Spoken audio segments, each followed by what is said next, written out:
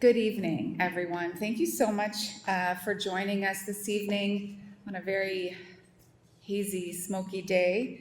My name is Jody Ball. I'm a facilitator. I am joined here tonight with my colleague, Cassandra Vink, Vink Consulting at the back. We've been asked by Oxford County to facilitate this evening's public information session as part of the development of the Homeless Support Centre. So our role this evening is to guide the discussion, ensure that everyone has an opportunity to participate, and help make sure that questions and feedback are captured for county staff. Before we begin, I want to acknowledge that we are gathered on the traditional territories of the nations of the Haudenosaunee, the Mississauga, and the Attawandarong peoples. We stand on the Anishinaabe-Waiki, the homelands of the Anishinaabe. Oxford County primarily lies within the territory connected to Treaty 3, the Between the Lines Lake Purchase 1792, and Treaty 29, the Huron Tract Purchase of 1827. As we do come together this evening to discuss an issue that is important in our community, may we do so with respect, compassion, and a shared commitment to listening to one another as we work towards solutions that strengthen our community for everyone. Thank you all for being here. Couple housekeeping items. If you haven't been in this facility before, there are washrooms located at my right at the back. You hang a right when you leave the room. We also have a sign-in. Hopefully everyone was able to sign in as you came into the room. If you missed the sign-in sheet, we do just ask that you perhaps sign in on your way out or find a way to let us know you were here. It's just good to capture how many people are here tonight with us. One other housekeeping item, I would like everyone to know that tonight's session is being recorded. The recording will help ensure that the information shared and the discussion are accurately captured, and that will be available following the session on the Speak Up Oxford site. So the purpose of this session is to share information. The purpose of the session is to share information about the county's vision for future Homelessness Support Centre, answer questions, hear concerns and considerations that may help inform the future development and operation. The property purchase and intended use of the site have already been decided, but feedback received may help the county identifying issues requiring further consideration as planning progresses, particularly around operations, safety, communication, neighborhood integration, and how the center functions as a neighbor. Whether your comments and questions are supportive, critical, or somewhere in between, we do encourage respectful participation. Our goal, Cassandra and I as facilitators, is to help ensure that everyone has an opportunity. So here's how we'll spend our evening. We'll begin with a presentation from county staff, which will provide some background on the project, explain how the site was selected, outline what is currently being proposed, and describe some of the next steps in planning. Following that presentation, we will move into a moderated panel discussion. The majority of the evening is set for that moderated panel discussion, and it's reserved for questions. We know people are here to better understand the project and to have their questions addressed. We'll finish this evening by outlining some next steps and letting everyone know how you can continue to stay informed. Just a note on timing. We are wrapping up at approximately 7:45 to allow everyone time to conclude the discussion before this facility closes at 8 p.m. I'm going to describe a little bit about the panel discussion a couple times throughout the evening just to make sure everyone has an opportunity, but we are encouraging you to submit your questions either using the QR code that you see way up here on the screen. If you would rather write your question down, we've got lots of paper and pens at those back tables, and Cassandra is happy to collect those throughout the evening, and they will be placed with the online questions for the panel discussion. So using this process, it allows us to group similar questions and reduce some of the repetition so that we can ensure that we get as many questions as possible. If we don't have time to answer every question this evening, they will certainly still be reviewed by staff as part of the ongoing engagement process. Questions, themes will continue to inform the updates to the FAQ page and future communications.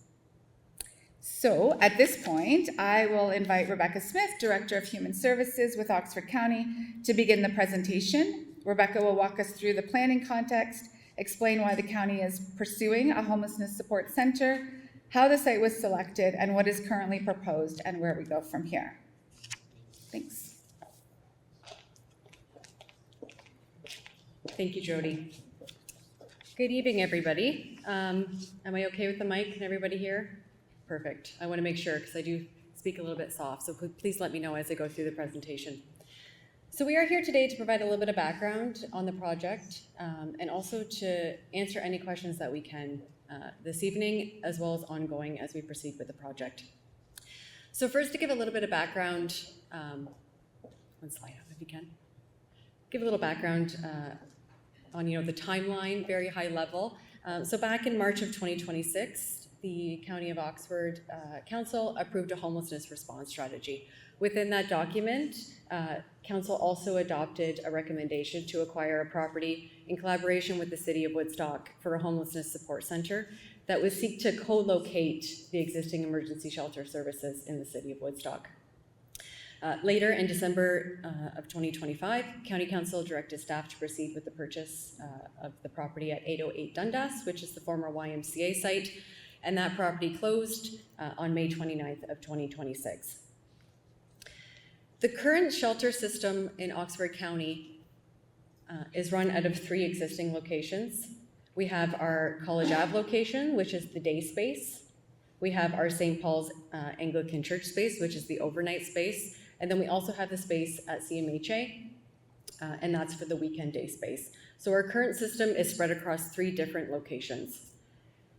So along with the locations being in 3 different spots, the need for shelter space has also been increasing over the past several years. And most of this really has to do with the housing costs and insufficient supply, which we are seeing a little bit of a change in the market in recent months.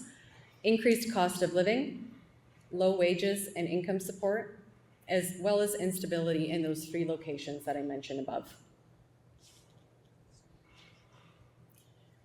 So as we proceeded with finding a location for this site to consolidate those 3 locations, we looked at a number of sites and a number of criteria.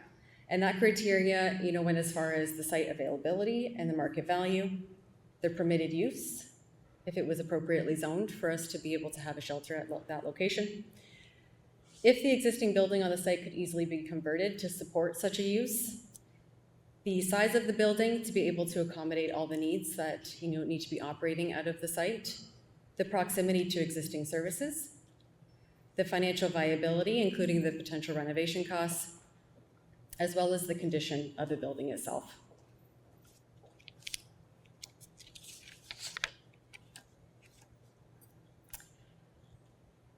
So following the purchase of the building, we put a timeline together, and we are looking for this project tentatively to open in early 2028.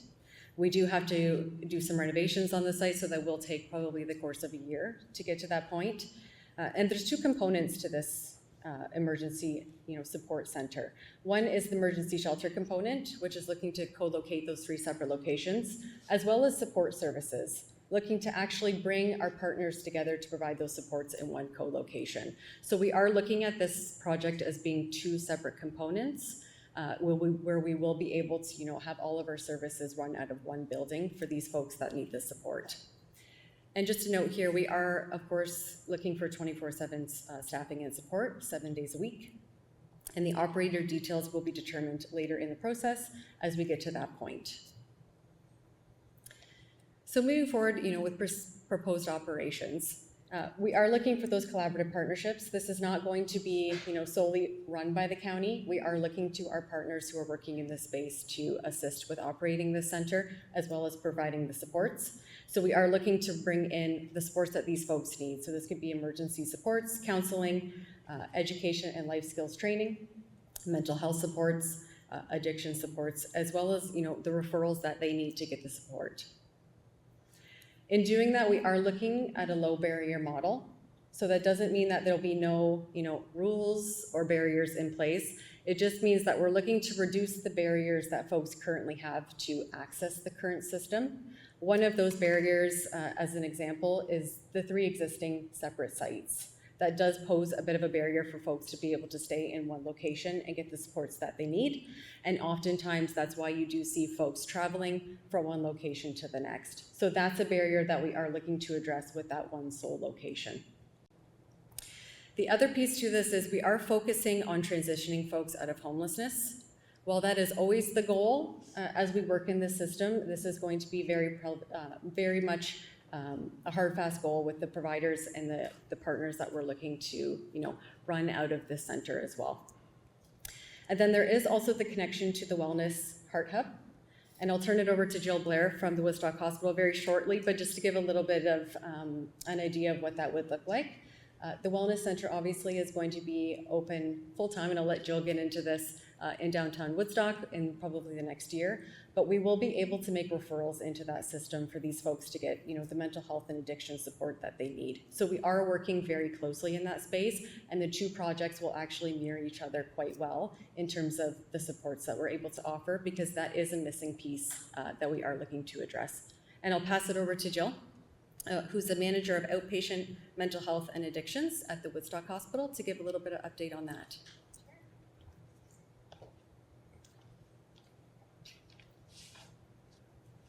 Thank you. So my name is Jill Blair. I'm the manager of outpatient mental health and addictions at Woodstock Hospital, and I have been privileged to work in this community. I have a softer voice even. Okay. So I've been privileged enough to work in this community developing the Heart Hub since the application phase, and I'm really excited to be part of this planning moving forward. The Oxford County Homelessness and Addiction Recovery and Treatment Hub, also known as the Heart Hub, is a Made in Oxford network of care that right now is supporting individuals that are 18 years of age and older who are experiencing mental health, addictions, and sometimes housing instability. The Heart Hub is not a single building. It is a coordinated network of partners who are working together to support people entering into their recovery and moving into stability. Programs and services that we currently have operating are our central intake line. So individuals 18 years of age and older, and sometimes even younger, can call our line at 519-537-2382. That's our shameless plug. At any time to get started. Voluntary addiction treatment and recovery beds are available at our Wellness Center location. We have safe and supportive therapeutic programs that are offering out of our temporary Wellness Center location, but also at community partners across Woodstock and across the county. Our mobile health and outreach team is available across the county at various locations, offering primary care supports, outreach supports, and supports to access different housing intake options. We also have transitional housing units that are available across the county as well, and it's supposed to be a wraparound service to support all aspects of recovery. So 16 partners in total came together to commit to this community-grown solution. And it continues to evolve as we roll out and implement care. The Heart Hub is an initiative of the Oxford, Ontario Health Team, and it's led operationally by Woodstock Hospital, but our core funded partners include Oxford County Community Health Clinic, Canadian Mental Health Association, Thames Valley, and we're working very, very hard to scale up our services and get ready for our more permanent location. Next slide, please. So the Oxford Wellness Centre is one part of the Oxford Heart Hub network of care. The Wellness Centre is a voluntary treatment and recovery facility. It's not a shelter, and it's not a safe consumption site. The permanent location, which you can see in the image on the top of the slide, will be located at 16 Graham Street in Woodstock. Our permanent location eventually will scale up to 50 dedicated treatment and recovery beds. It will also allow for service providers to co-locate under one roof to strengthen the already strong programs that we have offering services in our community. It is centrally located downtown so that it's accessible to local transportation, existing human and social services, and this will allow us to create and facilitate the low barrier continuum of care for the individuals who need the supports.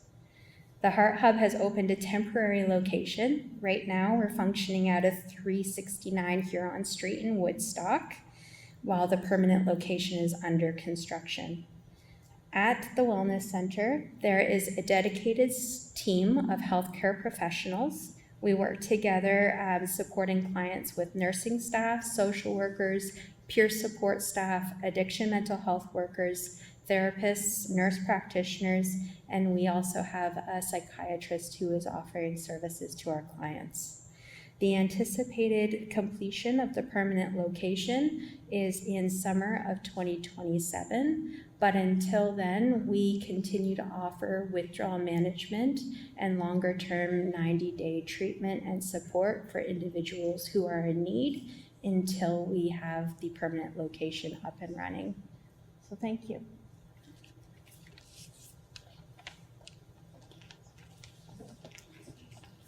Thank you, Jill.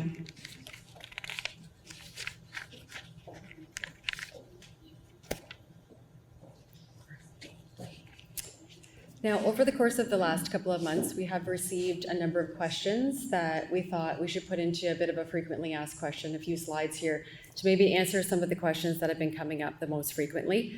Of course, if you still would like to ask your question, even if it's related to something that I'm going to speak to over the next few slides, please feel free to do so.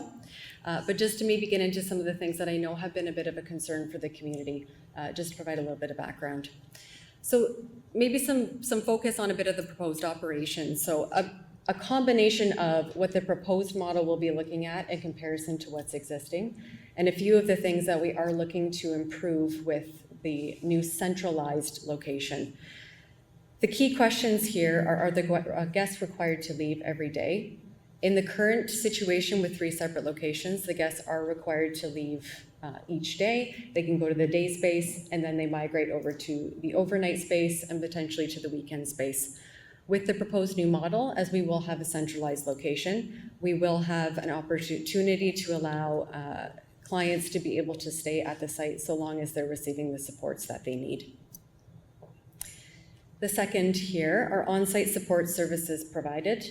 In the current situation, yes, on-site supports are provided at the day space, which is that location at College Ave. With the new location, as it will be centralized, we are looking to provide all of those supports on site and maybe have them operating for longer than just during the day. So that would look at, co-locating programs such as healthcare, counseling, housing support, as well as any other community partners that we'd be looking to provide support services within the building. And really the focus of this is to allow clients to receive the help that they need without having to search it out in the community. It will just be provided on site. The third one here, and I do have another slide regarding the safety aspects, but just a very quick question here about the security. Yes, there will be 24/7 security. There is currently 24/7 security with the current model. However, again, as I keep alluding to the 3 separate locations, it does look a little bit fragmented because it is at those separate locations. And then here, will the center be staffed 24/7? And yes, it will be staffed 24/7, very similar to the current situation. Again, it's just a little bit of economies of scale in the sense of bringing it together in one centralized spot. And this is a question that's come through. We received this question a few times, so we thought it would be a good chance to answer it tonight. So I think one of the bigger questions is why the location, or why we are establishing the new center. And to get to this, homelessness has been a top concern for our community for quite some time, and it has been top of mind for County Council for quite a few years. As we can see, in our downtowns. It's been something that even you might have experienced with your own personal life, with family members. And with the current situation operating, we're operating out of 3 separate locations. That has been a system which has not been stabilized based on folks not being able to stay in one spot. So with those 2 things in mind, we were tasked for finding the property with an ad hoc committee of council to determine the appropriate property for this site based on the criteria that I explained in an earlier slide. And while we know that shelter beds are not the full solution to the homelessness concerns that we have, we are looking to address the root causes of homelessness by centralizing those support services within this one location. And that is a very key focus, the hub model of being able to provide, partners a space for them to work with individuals. Another question that we have heard is why the location has already been chosen. And just to get to this, so since 2023, County Council has been looking, collectively with staff for properties to support a use such as the support center. Many of these sites have presented challenges. It is a very difficult site to find with the criteria that we've been tasked with, especially with finding a site that, is, can be appropriately zoned, we can renovate it, and also is adequate size, and obviously some financial considerations as well. So we are very committed to working with the community on this site now that it's been chosen. We do want to make sure that the operations consider, the broader community, as well as the neighbors and the partners working in this space. It is very difficult to consult with the public during an active offer period. So that is where, the restrictions come into play. But we are still very focused on working with the community going forward, specifically with the operational components of this site. Safety is also a big one, and I will try to address this, but I know that there will be some questions as well from you folks that we hope to answer as they come through. But just to give a bit of an overview here, so we are very committed, obviously, to the safety of this site as well as the neighboring community. And as it relates specifically to the safety of the guests, the future staff of this building, as well as the neighboring community, because there are, different groups that we have to consider the safety for. The safety considerations really get built into the standards that the operator will have to follow for this site. We also, as I alluded to, will have 24/7 security. We also will be working with the Woodstock Police, as we currently do, to make sure that the building is designed with a safety point of view in mind. Also, this site will need to be obviously video monitored. There's a number of things. And I will say too, with the county owning this site, there is a little bit more, there's a little bit more restrictions on the site, and you can call the county when it comes to any of those things, and they will need to be addressed. So overall, we're looking at the 24/7 security, working with Woodstock Police, as we will continue to do, to make sure that the building is not only planned appropriately from a safety perspective, but also going forward, how we can, mitigate those safety concerns. And we are always open to hearing what the community has to say. So if we get the site up and running and you do still have concerns, you are able to phone us and we will try to address those things as best as possible. A quick one here. This will not be a safe consumption site. The Homelessness Support Centre will not allow people to use on site, but we will not discriminate against people accessing the shelter who do use. You just will not be using substances on site. We are planning to make those referrals to healthcare partners for anybody who's needing assistance in that regard, especially with connections to the Heart Hub and Wellness Center, which will be very closely linked. But again, we are very focused on those community supports on site to make sure that we can assist those individuals where we can. The support center will serve residents from across Oxford County who are unhoused or at the risk of becoming homeless. So this will include all of our partner municipalities. It is located in Woodstock because that is centrally where most of our services are located. But again, if there are individuals seeking assistance outside of Woodstock, as is the current situation, we will provide those supports in Woodstock. We still do have a temporary location in the town of Tillsonburg, which will continue into next year, and we will evaluate that going forward. But the current situation for the future center is, as the current system, is to assist everybody across Oxford County. A Question that we also received was the unhoused population consulted during the process of purchasing and planning the new Homelessness Support Centre. Back in 2025, we developed a homelessness response strategy, which was approved by County Council. In the development of that plan, we consulted with many individuals with lived experience. They were involved in the development of that plan. From that plan, one of the recommendations was to expand our emergency shelter services, including the co-location of the existing sites. So they were involved in the planning of that response strategy, which was adopted by Council. From that response strategy, as I had mentioned, Council then adopted a recommendation to acquire a property for that purpose. So the individuals with lived experience were certainly involved in that process. Going forward, folks have also been involved in the planning of the Heart Hub and Wellness Centre, which we'll carry through. And they are also currently being consulted on the operations of the center, and will continue to do that as we proceed with operations. And that work is ongoing with our staff. So this brings us to today. So this is our first public consultation, open consultation. We have also met with our community partners, and we'll continue to do that again in August. And again, we will continue to accept questions and feedback through the County Speak Up Oxford page, which is provided here. You can also give us a call. We are open to hearing any feedback from you specific to operations, so we can ensure that that's incorporated or addressed the best that we can as we move forward. We are in the planning stages when it comes to the operations of the facility. We are looking at renovations over probably the next 12 months with the anticipated opening, like I said, in spring of 2028. So there is certainly time to still submit feedback for us to be able to take that back and ensure it's considered.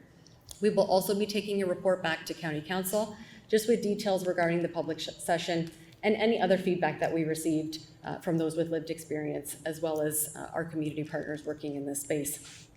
So I would encourage everybody to go onto the Speak Up Oxford page. Please submit your questions. Please follow up with us if there's anything that we miss or anything that you're not able to submit through the questions today. Thank you for your time.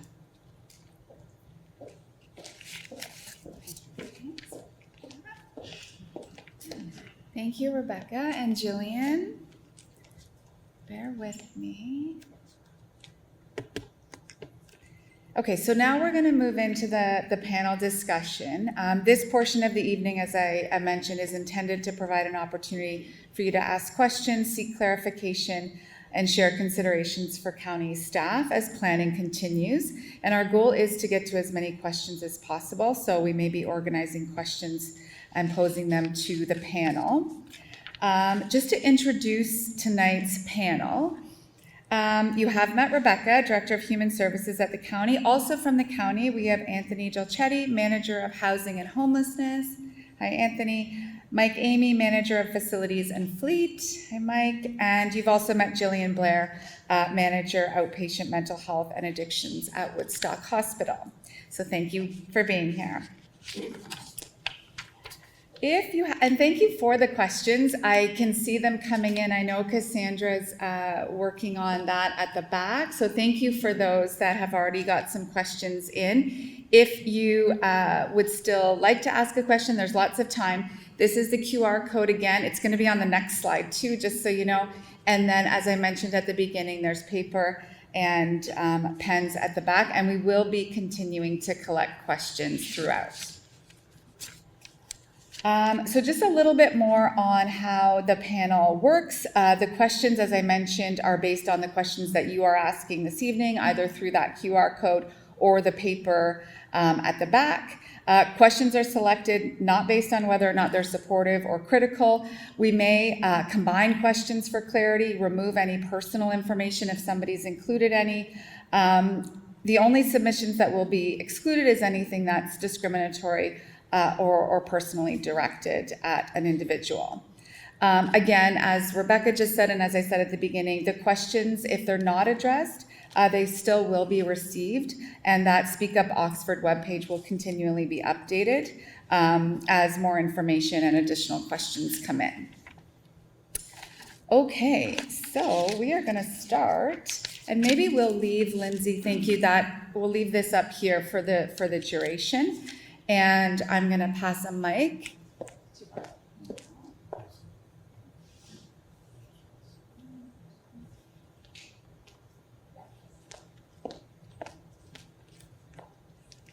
Test. There we go. Okay. So our first question for the panel is, safety has been a common question. What specific community safety and neighborhood plans are being put into place around 808 Dundas Street to address the concerns of local business owners and residents? One participant just also asked whether it will be safe for children who live in the area to play outside. I can take this question first. So as I alluded to previously, we are planning to have 24/7 security on site. There will also be standards in place for the future operator of the center to ensure, I'm sorry, I'm getting a little feedback here. Sorry. Things in place as well for the operator to ensure that safety is a number one priority, because that is certainly a focus for us at the county. We are also looking at some design related things. Obviously there'll be some interior work that we have to provide in terms of video surveillance, as well as controlled entryways. We are also looking at controlled entryways into the facility as well to ensure that traffic into the site is at least centralized. Fencing is also a consideration as we move forward. And of course our partnerships. We are in talks with the City of Woodstock and will continue those conversations to make sure all of those things are considered, as well as the partnership that we can continue to have with them going forward. So of course I can't answer all the safety questions at this time, but as we go through and work through that process, we will be making sure those are top priority. Okay. Thank you. How will the central 24/7 intake process ensure that someone in crisis is routed immediately to the appropriate mental health or addiction services rather than just a standard shelter bed?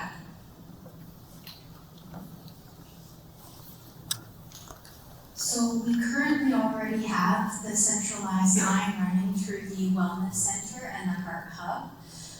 Basically, we have trained staff who are answering the phone 24 hours a day, 7 days a week. During the day, our intake staff, addictions mental health workers, will answer. They will figure out what a person's individual goals are, and then they will guide them or navigate them to the most appropriate service based on what their needs are. The intention of the Heart Hub not being one single location but a network of service providers is that we're also working with our partners to ensure that you don't have to call the centralized intake line. If you are in an encampment, if you are at the homeless shelter, if you're at day space, you always have access to people who know and are aware of the services that are being offered through the Heart Hub, and those individuals can also navigate you to the services that are available. So it's already in action. It's just about getting that number out, and then also making sure people are aware of where the mobile health and outreach bus is, and how they can connect with those outreach workers too. So it's not just a line, it's people who are available in the places where the people who need services are located. Thanks, Joanne. Next question, is there a plan in place to lower the property taxes of properties in the area or provide other compensation for residents or those who decide to move, considering the potential impact this facility may have on the value of houses in the area? I can't specifically answer that question. I think that would be a question for your counselors in place. Okay. Thank you. A concern was raised about the use of an in-camera process to purchase the property and that its purpose was to avoid backlash from the community. Could you speak to rationale for this approach? I can speak to that. The property was purchased, as we always do, in accordance with the Municipal Act, which does allow for councils to go to closed session to purchase properties. And very briefly, the purpose of that is so that we can get the property at a fair market price, so that the potential purchase price is not shared in an open setting. Thank you. One participant indicated that it was wise to locate the center on the chosen site. However, another asked why the county did not choose to locate the center downtown. Could you speak to why a downtown location was not chosen?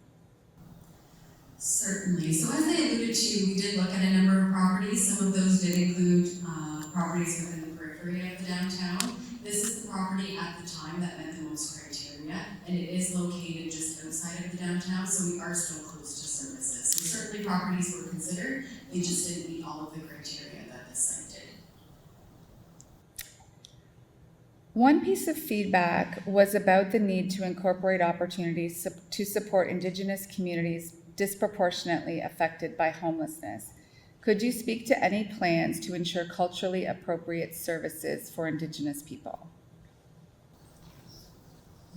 Yeah, I can take that one. So the county operates on a coordinated access system as it stands right now. So we're always looking to work with community partners to develop supports and systems that work for all individuals experiencing homelessness. One of those, what we've identified already is that we do need to incorporate more Indigenous services and partners within that coordinated access system moving forward. So that's something that we're certainly looking for within this homelessness support center as well. Thanks, Anthony. Next question. Why do shelter services need to be consolidated altogether? What's wrong with the current church locations? A bit of the concern with the 3 locations is that when folks are trying to receive services, so if they're going to the college application, for instance, they go there during the day, they see, people that they like to see to get supports, and then they're then required to pack up all of their belongings because these folks have belongings, and they're not able to keep those things, obviously, with them if they're having to move from location to location. So part of this is the folks that want the assistance or need the assistance, unfortunately, are not able to stay in one location to get that and not get that 24/7 care for them to potentially transition out of homelessness. So the 3 locations that are currently present not only provides, instability in the system, it's also a bit of, when we talk about the technical side of things, a bit of economies of scale. We're operating out of 3 separate locations, which doesn't have the same efficiency as one location. Thanks, Rebecca. There have been questions about whether it will be possible for individuals who use these services to be permanently housed and where people go for permanent housing. Could you speak to the plans to help people accessing the services obtain and maintain permanent housing and what housing exists or is planned to help people transition into? Yeah, I think Rebecca alluded to it during the presentation. The intent of the Homelessness Support Centers is to work with individuals on their current housing needs, get them connected to supports and services that meet their needs, and help them transition out of shelter. When somebody comes into the current system right now, Operation Sharing, the team there is doing that already, and that will continue at this center as well. So there's opportunities within affordable units, transitional units, support units throughout the county, as well as recruited units that are owned and operated by the county as well. So, I think the goal of the support center is to continue with that work and make sure that individuals are actively working towards a housing that fits their needs. Thanks, Anthony. Maybe if I can just add a little bit to that too, because I think it's also just important to know that we do understand that there's bottlenecks in the housing system. We certainly understand that. There are bottlenecks all across the continuum, so we are tasked with trying to address those concerns as they come up, but also prioritizing things as we move forward. The current priority is working on the Homelessness Support Centre, and then we are still focusing on those transitions out to where those folks could potentially go afterwards, and that really is that transitional housing. So there's a variety of needs. Our priority right now is that Homelessness Support Centre, but still focusing on that transitional housing and really the permanent housing that follows that. Thank you.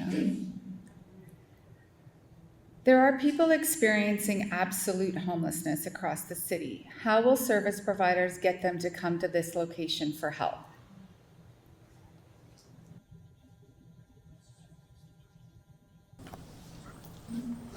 So we do have, our county outreach team in conjunction with community partners are going out, to, visit our folks that are living in shelter and unhoused as it stands right now. And really, their work is to try to get them in the shelter, under a roof, specifically with anything whether that happens in the summer and winter, to work on those housing plans. It is up to the individual, whether or not they want to attend shelter. We can't force them to do anything. That's not going to change as it stands within the location. We try and support the best that we can, but it's going to ultimately be their decision whether or not they want to come or not. So hopefully that answers that question, but we do continue to do that with on a daily basis and try and get folks connected to resources that way. Thanks, Anthony. I'm noticing some people standing at the back, which is fine if that's your preference, or maybe you're completing a question, but I did just want to note that there's lots of seats up here, right up front, or if you're less interested in front row, there's also lots of seats along the windows there if you are looking to have a seat. Okay. Next question. How would the building be used in the future if the Homeless Support Centre functions very well and there was no one experiencing long-term homelessness?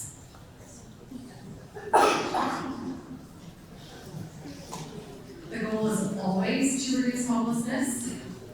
I think that's the goal of society, to reduce homelessness. In the event that we no longer have anybody who's experiencing homelessness, there are definitely opportunities for that site. There could certainly be housing on that site. The county would just reassess that at that time. I'm quite confident to say that that's not going to happen, probably within my time even at the county, but that's certainly something that we would look forward to and certainly have a use for. Mm-hmm. Thanks, Rebecca. Okay, this one's a little long. As there is a park playground in close proximity, how will the safety of children and youth living, walking to and from school, and visiting local businesses and services be prioritized? As part of that, when an individual is discharged due to behavior, such as but not limited to being verbally abusive to staff or other residents, but not to the extent that police are involved, what will be the process or policies implemented to ensure that those individuals will not be left in the immediate area with children and youth? So one thing I'll say is I think that's our current reality. We currently have a shelter in Woodstock. We have 3 locations, so I think that's currently happening now. As we move to the new centralized location, as the county will have ownership, we certainly are looking to be a good neighbor. And I will say that to the community. If there are things that we need to incorporate into operations or speak with the providers about, we will be working collectively to ensure that the site itself is safe. When it comes to outside properties, we do have to work with the Woodstock Police on that and our enforcement authorities to ensure that those things are being addressed. So we will have those partnerships in place, but we can't really speak too much to everything, the surrounding area if it does come to an enforcement issue. But we certainly will be, focusing on the safety of this site. Thank you. How successful would the Homeless Support Centre and the Heart Hub likely be? Do these models really work?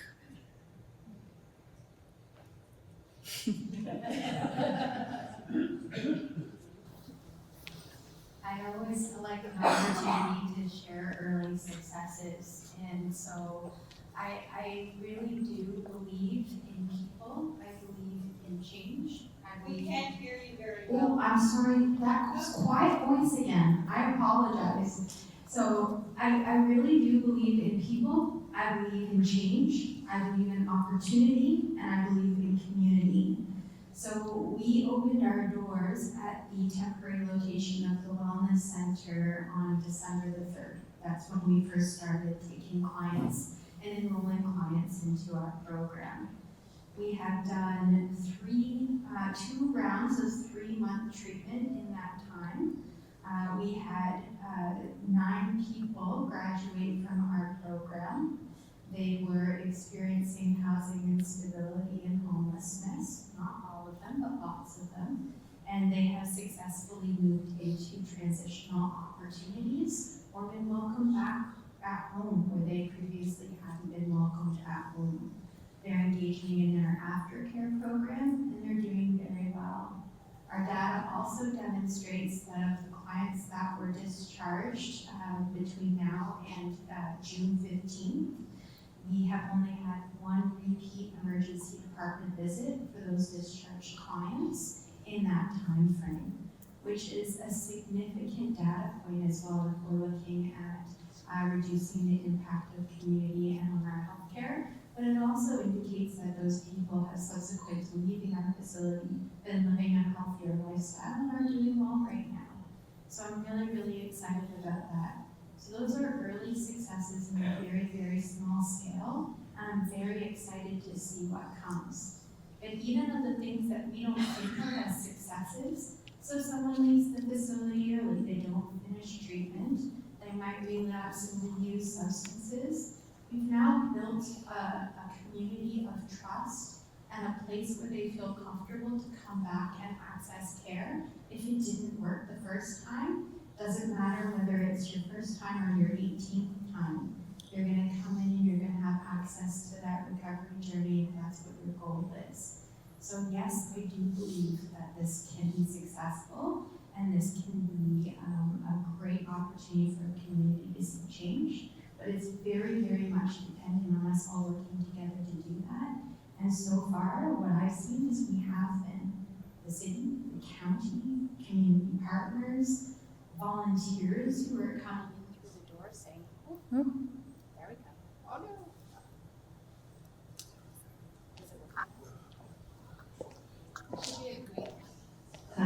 There we go.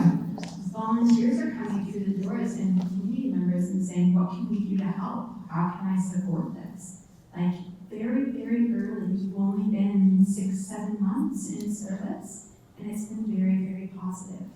So not everybody, it's not a linear process. Not everybody who walks in the door is going to leave transformed, but they're going to leave having to know that they have a place that can treat them with dignity and respect, where they can access service, access care, and continue coming back until it works. So. Thanks, Jillian. Next question is, could you identify the agencies who have had input into the model that has been chosen for this service? So all of the partners working in the system, which would be very difficult, you'd be quizzing me if I had to list them all out, but it certainly is around 16 that Jillian alluded to previously, and they have been involved all the way back to when we started the homelessness response strategy. So this has been going on for quite some time. I will also say that we're always talking to our partners. We're not only in Thunder, but we also collaborate with them in terms of the services that we provide. So while we have that more formal consultation, we also have those ongoing conversations, also with our operator in the current emergency shelter as well. As we go forward, we did just recently have a community partner session, which was a working session to get the feedback on the design and operational components of the shelter, taking into obviously considerations that partners have had with their own clients and the people that they work with, but also moving forward, we will be meeting with our partners even one-on-one to see how they can work in this center with everyone combined. And back to what Jill was alluding to, we are looking for this to be collaborative. The county is not the sole, operator in this space. This is very reliant on all of the service providers that are working with us to do so. Thank you. This might be a follow-up. Could you speak a bit further about how the center will control drug distribution and violence within or in proximity to the site? I can speak within because there will be very strict requirements that will obviously be county standards with the future operator of the site in terms of not allowing drug use obviously within the building. How we actually work out those details, we'll do that through some standards that we're working on at the county level to ensure that those things are managed. So it's certainly something that we work into standards that we will work with the future operator on, and really how that those standards are really controlled is through the funding that the county provides from the province through the county to the operator. So it is very funding driven as well in terms of making sure that those outcomes are actually met. Will the funding allocated currently to places like Operation Sharing and the Inn be reallocated to the Homeless Support Centre?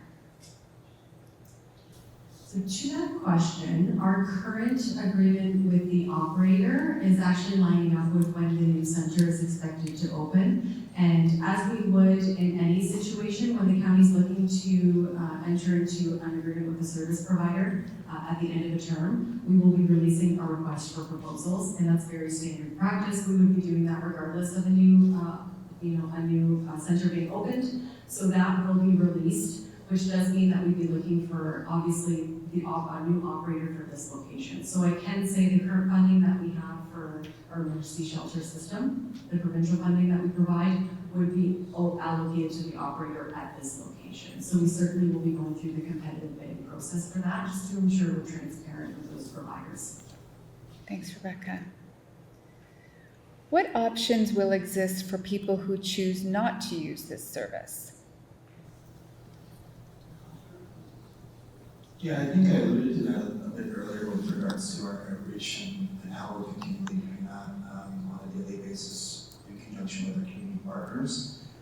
So services can be, basic need services like the delivery of water and some care packages and things like that for individuals who are living unsheltered still continues. Obviously, our outreach efforts are to get them into sheltered and connected to services, but as far as their willingness, that's what we have to rely on. So getting wanting to come, and if they don't want to come, still support where they're at. So. Thanks, Anthony. Are there any plans for shelter beds or housing for youth under 18? In the design of the new center, because it does, with the size of the building, it does warrant additional space for us to be able to design it in a way where we can have spaces for certain demographics. So in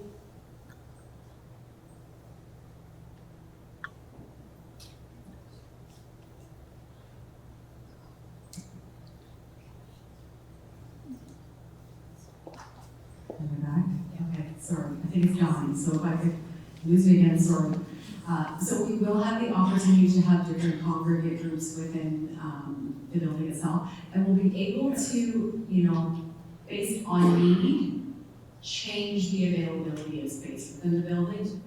The way this current system is set up, we don't have that opportunity based on the services being provided in a church setting. So there certainly will be opportunities based on the size of the building to have different areas for different demographics, including youth. Okay, thank you.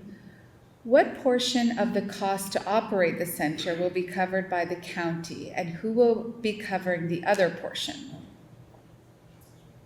At this point, the operations are intended to be covered through provincial funding that we receive through the Homelessness Prevention Program. Those funds are expected to pay for the operating of the emergency shelter provider. So we are looking at provincial funds to continue. In the event that we evaluate and additional funds are necessary, we will be advocating to the province for additional funds, or there could be the potential to take in some county funds as well. But I will say that there are budget dollars to do so, and we have planned for this. So we are certainly intending to use provincial funding for the operating at this time. Thank you.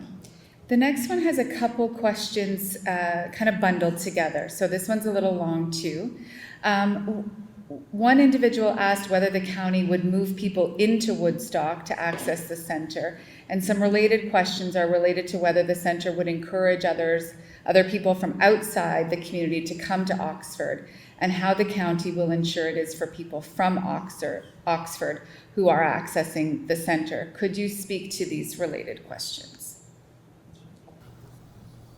Yeah, so currently we work on a policy within our current shelter system, reporting access system, that individuals need to be residents of the county for a minimum of 6 months before they can access our shelter services. So we'll continue with that policy. That's a policy that's quite standard across all municipalities within Ontario. Sorry, what was the first question? Whether people will be encouraged to come from outside Woodstock. Yeah, I mean, or outside the county. Outside of Woodstock and in neighboring municipalities within the county for sure, but we're not looking to kind of spread the word per se to other municipalities, not included within Oxford County, for individuals to come here. We're very much focused on serving our own, and that will continue in the location. What happens if they show up here? You come by busloads, Toronto, Windsor, London. I'll answer that question. So that's a question that's I've heard that a number of times in my career about the busload comment. So I can let you know that it doesn't happen. We work with a diversion model first and foremost. When individuals do come to the county, we try and divert them back to their home communities with natural supports, which will continue here as well. So if there were busloads showing up, we wouldn't allow them to access our services. We would get them back to their home communities. Thanks, Anthony. A concern was raised that permitting consumption on site will lead people to go out to the street and into the neighborhood. Could you speak to how you will address this? Perhaps that's not permitting consumption on site. Yeah. So it's the same with the current situation. It is very rare to have a shelter that's also a safe consumption site. I will say that that's a bit of a different conversation, and it's not something that the county is wanting to do at this site. In terms of it happening off-site, again, that is something that we have to work with our Woodstock police on, our enforcement officers, because unfortunately the county does not have the enforcement side of things. So what we do very well, we work together to ensure that we're addressing it the best that we can. While we maybe don't have enforcement, we ensure that we have outreach staff that go out with Woodstock staff, including potentially Woodstock police, and we work together to at least address the situation the best that we can. And that really does involve trying to get people to the supports that they need.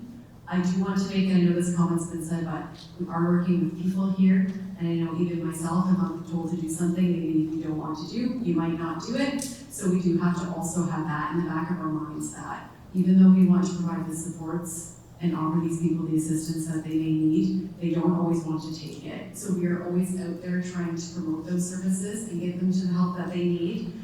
And again, that goes with that collaborative approach to make sure that we're working together to do so. So we certainly try the best that we can, but we also are not able in our capacity as the county to force individuals to access services. The next question is, what were the criteria used to arrive at 50 beds? Why not 100 or 150? Could you share the metrics of the decision on the numbers of beds? So it's 55 beds, and that's the current shelter system that we have. Just to give a little bit of stats, so we do collect shelter stats from our current provider on a monthly basis, so we know exactly who's using the shelter, maybe with the potential reasons for people not wanting to use the shelter. So in the current situation, the 55 beds that we have are not always completely full. And you might think it's because there's not a need. It's actually quite the opposite. It's because there's currently some barriers in place where folks do not want to access that support. An example might be that they have some belongings and they're not able to store them, so they're not going to go into the shelter and get the assistance that they need. That is just one of the barriers in place. So with that being said, I'm losing my train of thought here, apologies. Sorry, the 55 beds is what the current system is. We are looking to carry that over to the new location. When we have the new location, we will be constantly evaluating the needs. If the needs do increase or things change, those will be decisions that we will make going forward and bring those to county council. So the 55 beds is a bit of a historical increase from previous beds that we've had based on need, and it's something that we're just looking to carry over, and we'll just continue evaluating that as we proceed. Thank you. Will there be an outreach program attached to the center, a program to actively connect with those who are on the streets who may have or have not been to the center? So that's part of the coordinated network of care that will be offered through the Heart Hub. So currently and for some time now, we have had the mobile health outreach bus who has been operated by Oxford County Community Health Clinic very well, and who has already engaged community partners, including county workers, mental health workers, and other outreach services as part of that outreach team. What we've been able to do through our hub funding is to increase the services and availability of that mobile health outreach bus so that they're now able to function with additional, more permanent staffing. They have more hours available to them, and they also now include primary care for individuals who do not have access to primary care providers. So every time that our mobile health outreach bus goes out, they're developing those relationships and they're creating trust by addressing unmet needs. So the answer to your question is that while the Homelessness Service Centre might not have a mobile health outreach bus, they're connected with the Heart Club Services and they're our partner, so that we'll be able to provide that service to support them as well, which will include partnerships with their staff and staff of different organizations across our community. Thanks, Jillian. This next question is very concise. Is this a done deal? The property of the purchase for this specific use is, as County Council has directed us to do so. We are consulting on the operations, so just because the location has been picked doesn't mean that we, have sorted out everything when it comes to how this will operate, potential design elements on the outside of the building, including potential screening, fencing, those type of things, as well as opportunities to comment on things that we need to consider from maybe a neighborhood perspective. Those are certainly something that we can still consider as we move forward and even after the session opens. So certainly the purchases, the county does own the site for the intended use. We are still consulting on the operational side of things as well as the safety piece as well. Thank you. There was a comment that we hope this facility will include a central kitchen and feeding area for those who are hungry but not being housed, hoping the various nonprofit groups will get to use on their respective days to have one location for feeding through the week. There was also a question about whether this location will serve as a central food bank. Could you speak to this? So these are the things that we'd like to hear through this session, because we are looking to consult those specific groups that might be wanting to do something like that. I can't give you a definitive answer, but these are the things that we want to hear so we can consider that going forward. There certainly will be a kitchen within the facility. Just, who operates out of the building is something that we're looking to proceed with after this session in terms of talking to community partners. So if that's a specific request from the partners who are working in that food space, certainly a conversation with the county would like to have with you to see what we can do to meet those needs. Okay. For that part, we have that. Do you have an answer to the second part about a food bank? There was also a question about whether this location will serve as a central food bank. So at this time, because the county is not a food bank provider, obviously the county would not be, but if that's something that an organization is wanting us to consider, we can certainly have that conversation. I think the point here today is to say, if there's anybody looking to provide input, we're willing to have that conversation with you. It doesn't mean we can always consider and implement everything, but we want to work with people in the community. So if that's something that a group is wanting to do within the site, it's certainly something that the county would look at. How scalable will this service be in terms of both services and building expansion due to ever increasing demands on social services?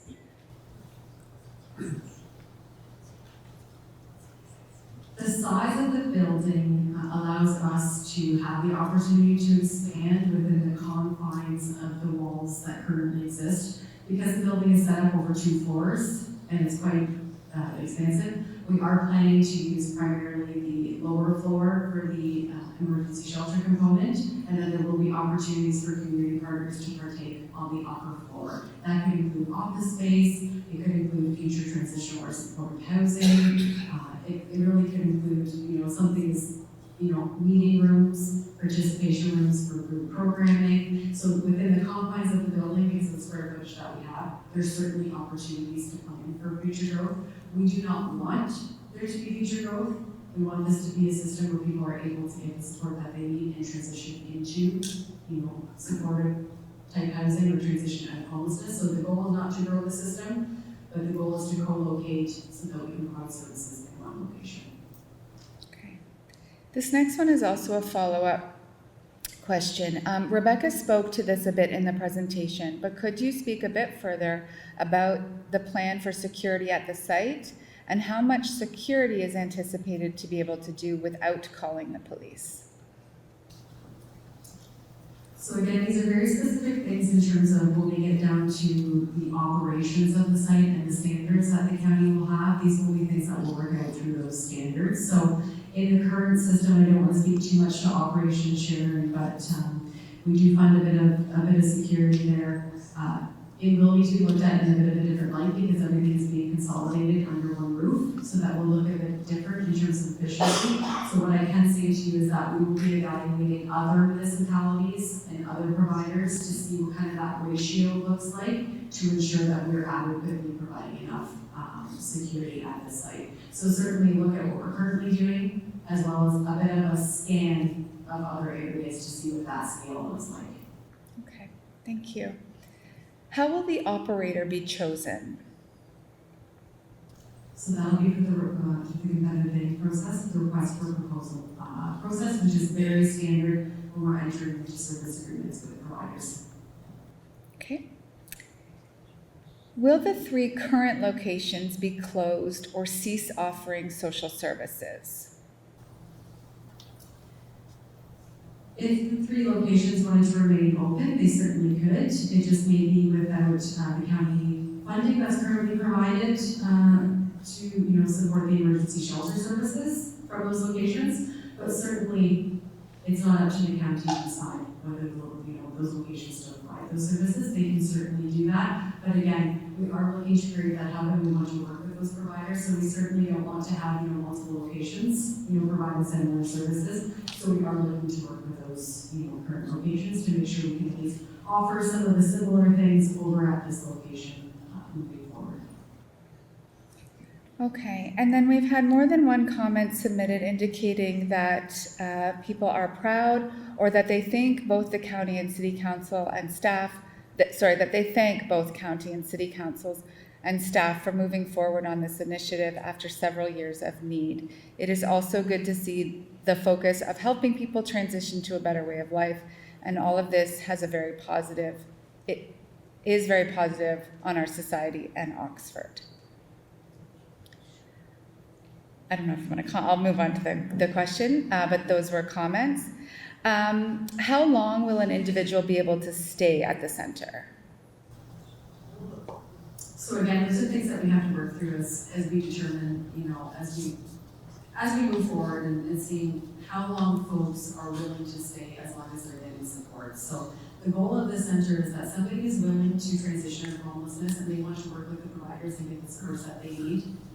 We want them to stay to get those supports. If they decide that they no longer want to get those supports, that's a time to reevaluate the stay duration. So as long as folks are on the site, and they're working with their community partners to actively transition out of homelessness, we are, at a point of letting them stay on the site. So those things will be worked out as we get working with the operator moving forward.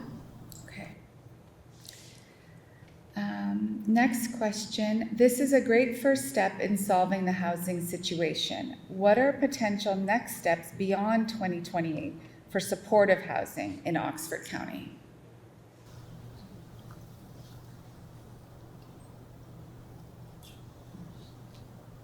Yeah, I can take this one. So every year the county releases requests for proposals out to the public for the development of support, transitional, typically affordable housing.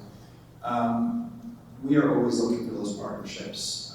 So I think there's an opportunity there for more support agreements to get built, hopefully in the very near future.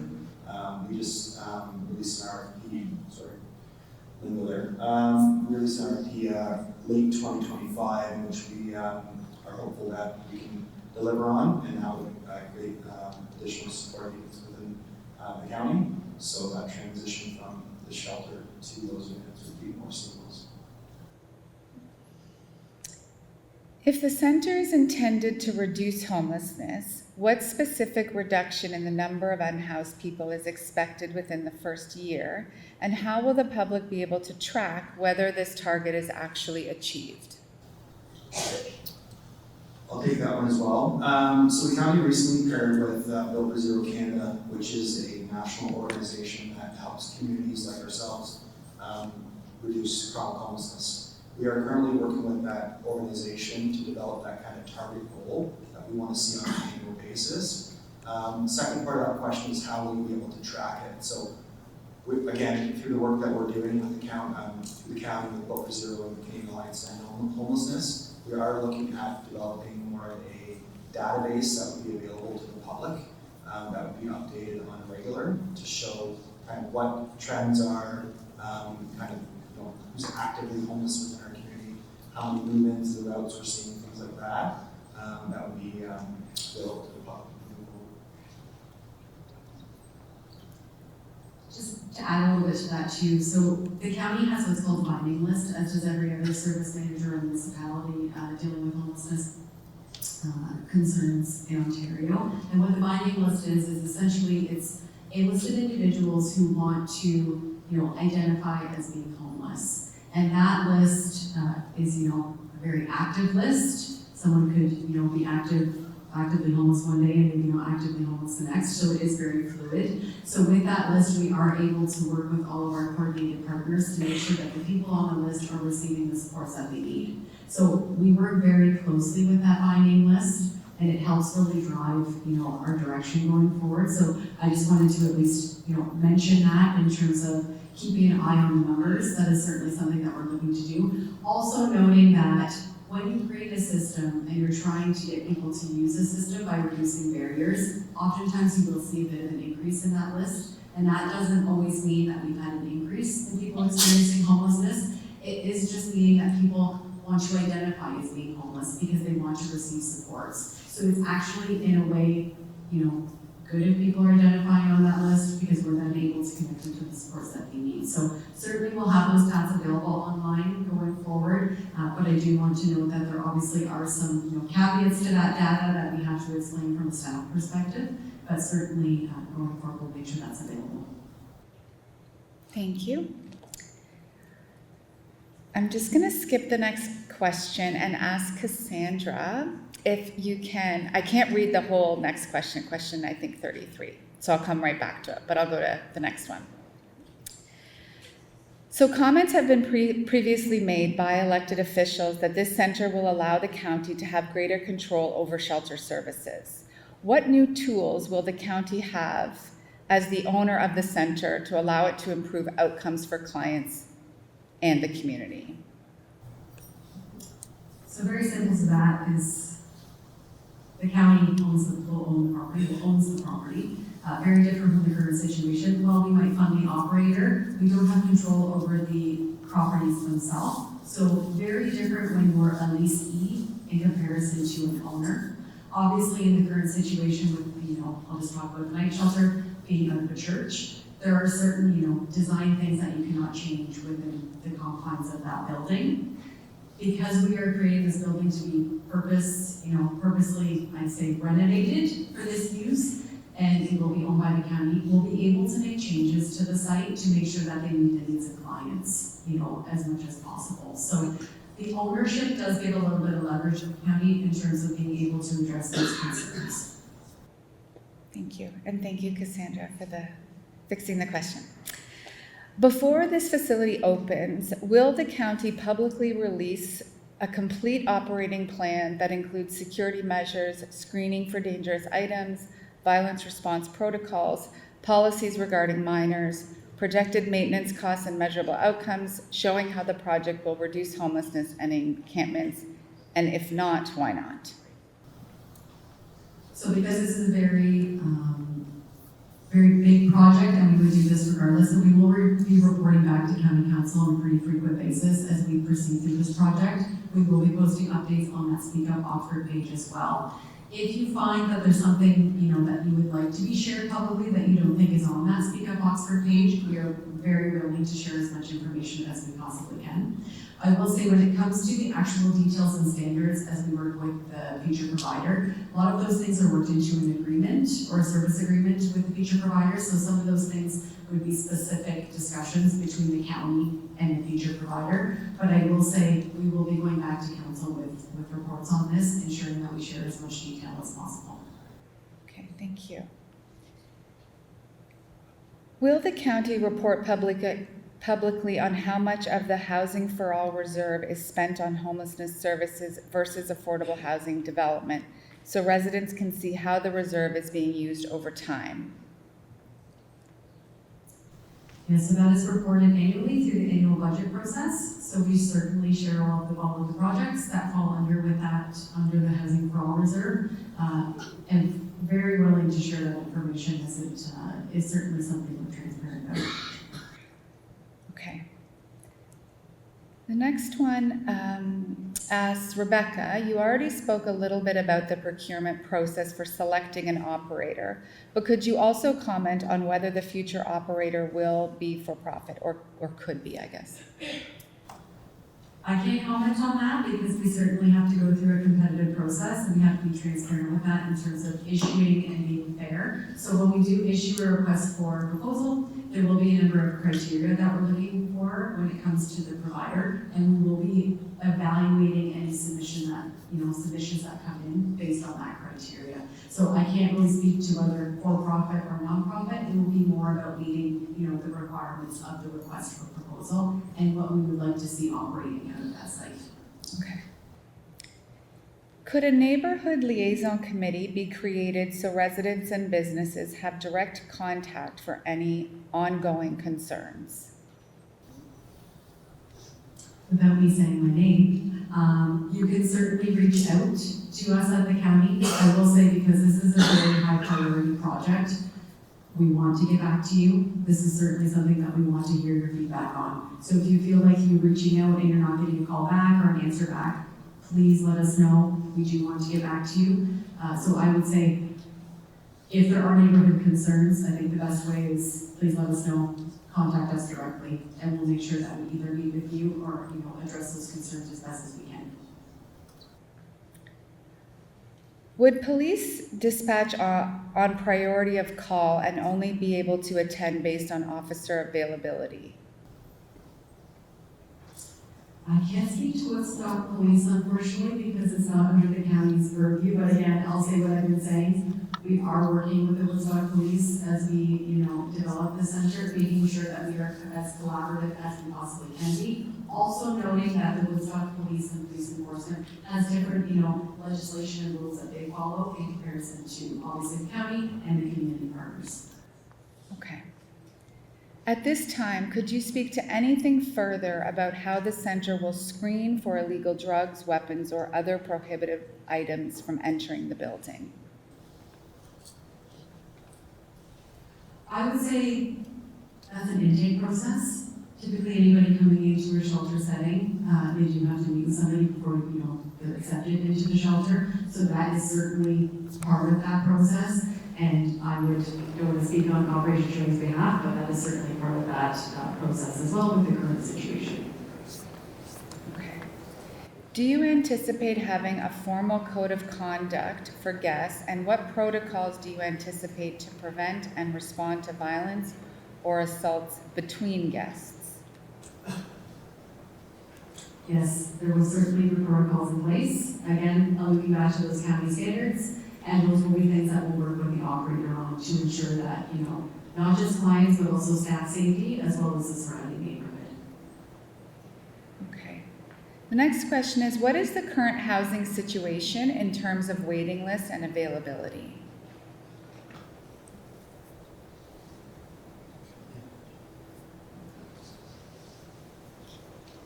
Yeah, sure. I can speak to that. So currently, the wait list,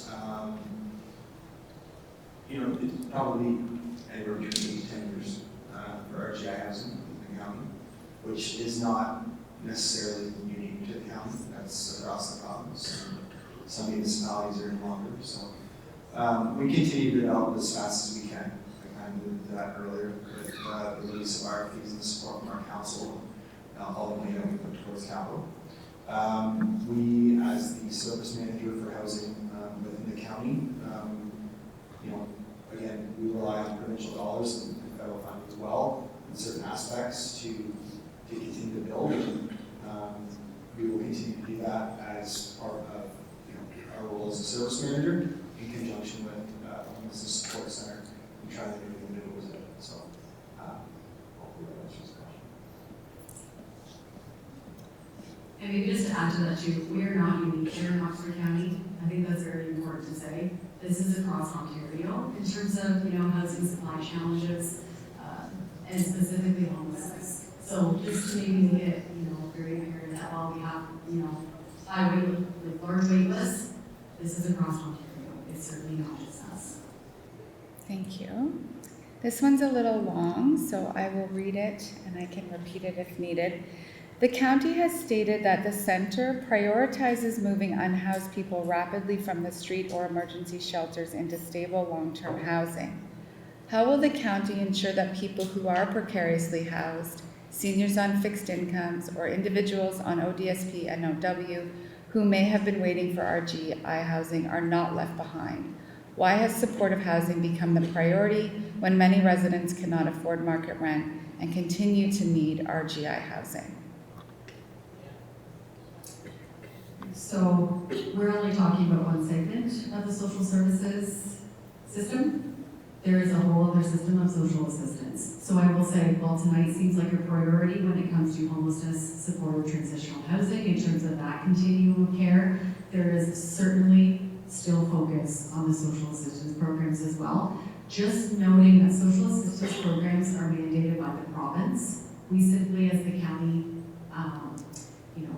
work within the confines of the rules that the province puts on us. So we don't always have the ability to work outside of that. So the social assistance programs are quite tied to the provincial legislation. So just to kind of lay it out, certainly a priority, but we do have to work in the confines of legislation. So we're not, saying, hey, social assistance is put to the side. We're working on things all at the same time. It's just a very complex and complicated system. Is the Heart Hub an abstinence-based treatment center? So the Heart Hub, again, is that coordinated network of care that is across Oxford County. The Wellness Center is an abstinence-based treatment facility. So if you're entering into withdrawal management, or if you're entering into our 90-day addictions and mental health treatment program, or if you're continuing into our 364-day supportive recovery program or transitional housing program, that comes with an abstinence-based requirement. That being said, because recovery is a journey, our process is to support people if during that process they have a slip or a lapse or a relapse. So it doesn't mean that if while you're on a task and you're challenged by a trigger and you pick up a drink and you have a drink and you come back and you tell us that conversation, that we won't support you and move you right back into treatment. That being said, it's not a safe consumption site. You are not permitted to use substances in the program due to safety. So those things are not permitted, and we have policies in place through program disregards to ensure that if those things are happening, that people are asked to leave the program, and then we connect you with the more appropriate level of care. So if you require harm reduction services, community services, services that aren't abstinence-based, we'll make those connections before you leave that program. Thanks, Jillian. How can businesses, the public, and other organizations in the county help?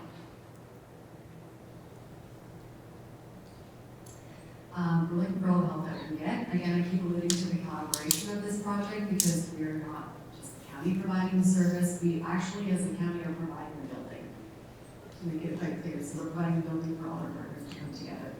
So I think if anyone in the community is looking to support us and work alongside us, please give us a call so that we can have that conversation with you. And again, we can work in those, considerations as much as possible.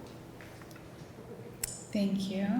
The next question, it appears that this location is designed to bring 3 separate locations under one roof and no overall increase in beds.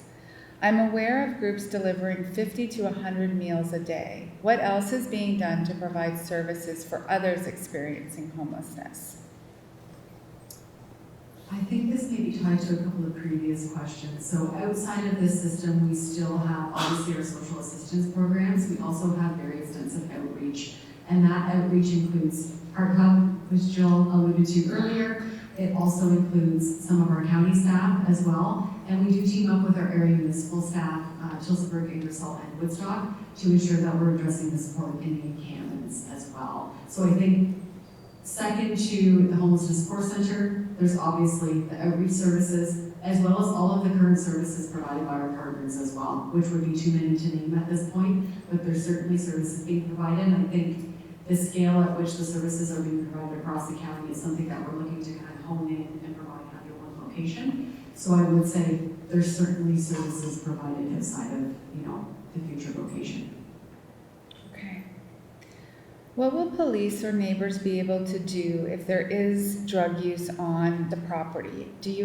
On private property? Do you anticipate police will patrol the area directly around the site? Private, so I think surrounding private areas. So again, I can't comment on Woodstock Police, unfortunately, from an enforcement point of view, but again, we are going to be working with them on the site. If there is an increase in that activity, that's certainly something that we have to consider from an operations point of view to see if there's something leading to that. I think that's happening currently. We are looking to try and mitigate that as much as possible, but as it relates to kind of the location itself, I can only speak to that. I can't so much speak to the enforcement on surrounding properties, just the partnerships that we are looking to have. There seems to be like a real, there's such good people here. Everyone's really hardworking and everyone's really concerned, right, about their home and their kids and and whatnot. I have a son who's disabled, and the whole neighborhood looks out for him. And so you wanted to be a good neighbor, and you want us to be good neighbors, and we are all on board. We're all really good people. No one wants people to get housed and hungry.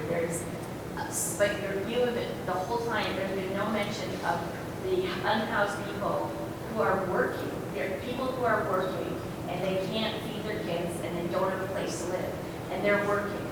And there's a huge percentage of people who are. We just moved from Cambridge 4 years ago because of the site, blah, blah, blah, blah, didn't work out. There was never any protection. All the protection was for the people who are sick. And no one wants the people to be on drugs and being sick. Of course nobody does.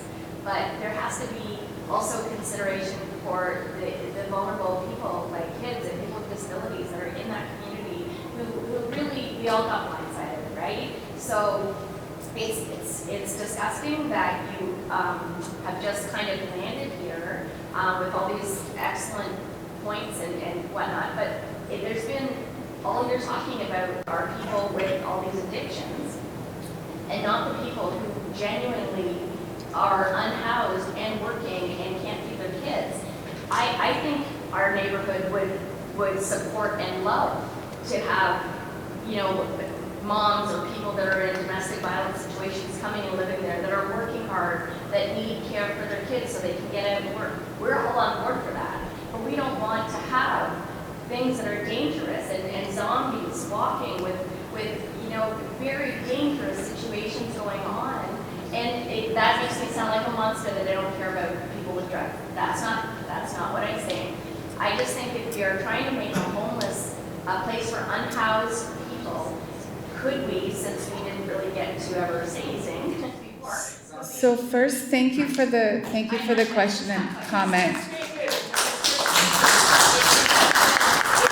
we could have an unhoused people coming through and being screened, whatnot, that you are a mom or a dad that has kids that are unhoused, that you're working, that you don't have a drug problem, da da da da. Yes, you're here. This is a great facility. It's great. It's a beautiful community. Good, perfect. But the people that are unwell, are sick, there's needles going all over the ground. We've all seen it 1,000 times. And when you're saying 24/7 security, not going to happen. I lived it. It's not going to ever happen. I do just want to give Rebecca a chance to respond. I can appreciate that you're saying a lot, and I want to give Rebecca an opportunity to respond. Yeah. So can we try to provide a bit of an answer to that? Have little kids that are trying to be unhoused safely in that location. What happens to them? Okay.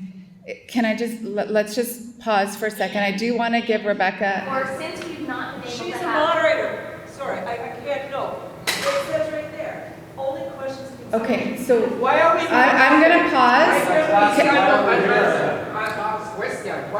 very polite. I've let everybody speak. So out of respect for everyone here that's asking questions, there was a process defined at the beginning of this, and I appreciate you raising your questions, and I am going to give Rebecca some time to respond to your concerns. And for others that have questions, we have about 15 minutes left. We have a few questions that people have asked through the QR code and that who have written them down. So I ask you to give a moment for Rebecca to answer and give a moment to get to some additional questions that others in the room have also asked. So Rebecca, I'll give you a moment to answer and then we'll go to the next one. I'll speak specifically to maybe the unhoused folks who are looking to access maybe safe shelter services is maybe what I'm hearing. So in the design of the new facility, we will have two separate sections. One section will be for vulnerable folks and one section will be for our more general population that we see go through the system. So that is 100% a consideration. And I think that what I had explained before with the current setting being a church, it's very difficult to design the inside of that building to fit those needs, to make sure that other vulnerable groups feel safe. So this new site will provide us with an opportunity to have two controlled entrances, separate spaces for people to feel a little bit more safe in terms of being able to access it. So that has been considered, and it is certainly something that we've heard through these many years of consultation on the current system. So I hope that answers your question. I'm happy to have a bit more of a discussion on that, but I'm just answering your question in regards to the unhoused side of things, from the vulnerable groups. It seems odd that someone who's already going through so much trauma being unhoused with food insecurity, that they're also being punished by being with very violent sick people. That seems it seems odd. It seems an odd way to help people elevate themselves. Go ahead, Anthony, and then I'm going to go to the question. We still have a few to get in before we have 10 minutes. Yeah, I just think that might be a misconception about the current shelter system and the users of the shelter system. I think that that's an unfair finger to point that everyone is dealing with some sort of substance abuse or mental health issue. There is individuals who come through our shelter system, been very successful in transitioning out, who have been working class, who have family members, who have children. I think that's going to continue in our current shelter system as we move to the new homelessness support center. Woodstock has a women's shelter. They also have a shelter run by the Salvation Army for homeless families, which sits empty half the time. I'm going to move on. We've got a few questions left, and I do want to get to them. Some of them are rather quick, so maybe we can go through a few of them quickly. Will the people who will be accessing the service have to register, and will there be eligibility criteria for the support and services accessibility? So that'll be part of that intake. Anybody who's accessing the shelter, we can document that to ensure we know, and that goes through that coordinated access finding list that I previously alluded to, ensuring that we're following individuals through their journey. So certainly through the intake process, yes. How do you anticipate the front facade of the building being maintained? So I can get into the design a little bit. I did allude to this a little bit previously. So because there are two floors in this building, we are intending to have emergency shelter, the emergency shelter piece on the ground floor. The way that the building is laid out, it does provide us with the opportunity to have those two, areas that I just mentioned in terms of vulnerable side and our general demographic. So the front facade of the building, in terms of the first floor, we are planning on having some partner space there, including office space and potentially some support housing down the road. So I would say that the front facade will look very similar to what it does now. Will there be opportunities to tour the facility when it's ready to open? That's something that we'll take back. For sure, we're not quite at that point, but I know that there's going to be a lot of interest from the community, so we will make sure that we have opportunities for that. Have the Woodstock Police been part of the consultation process to this point? Yes, they have. When is the Homelessness Support Centre set to open? That'll be spring of 2028, after we get all our renovations and building complete. Why are the Woodstock Police not present to address safety concerns? I think this evening. We are the county who's purchased the building, so we are consulting on the Homelessness Support Centre. We're not so much consulting on the broader, enforcement of this issue or concern. I understand that it, can be managed into one concern, but we are here to talk about the specific property, and I can assure you that we have those conversations and those discussions are being had with our partners. But as the county, we do not have the police under our authority. So we make sure that we work with the city of Woodstock on that very closely. Do you anticipate funding or assistance available for businesses that need additional security cameras, lighting, or other safety improvements? And will support, this one's sort of related, Rebecca, will support be available if businesses experience vandalism or theft?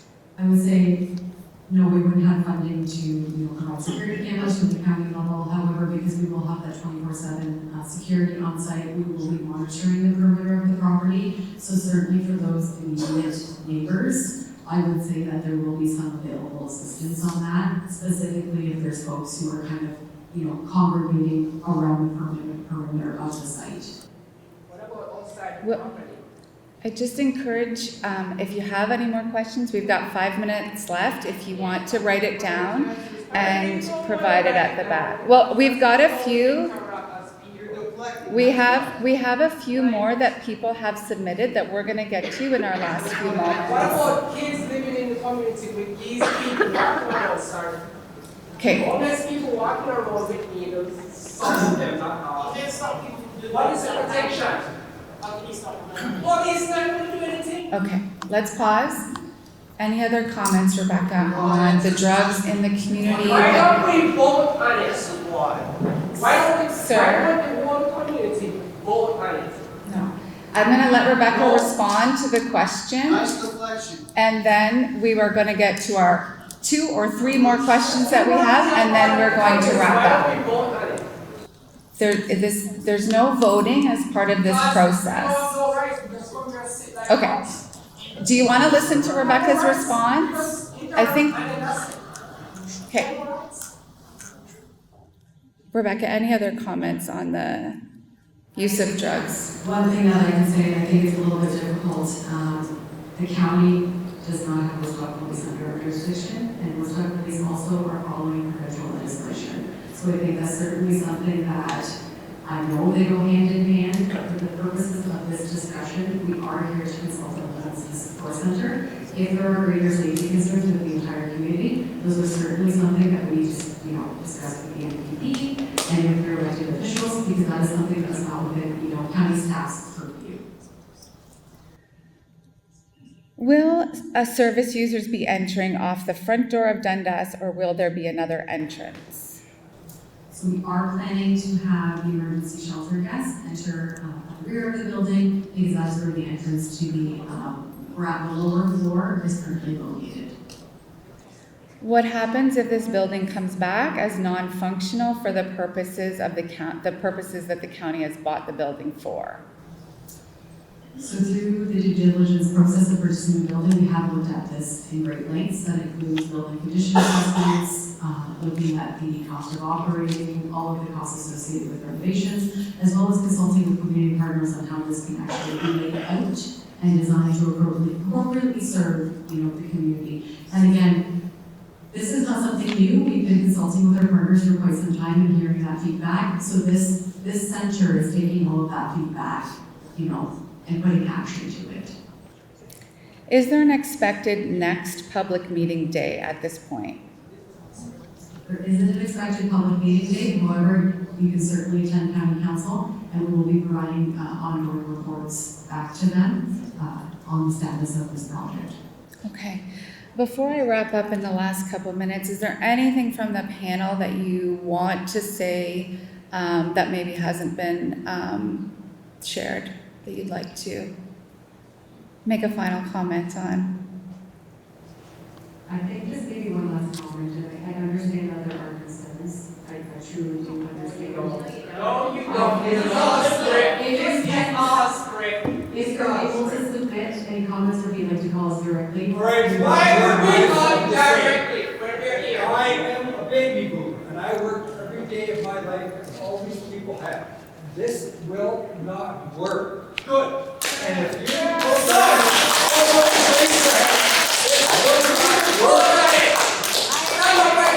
You're not going to get one person off the street, not one.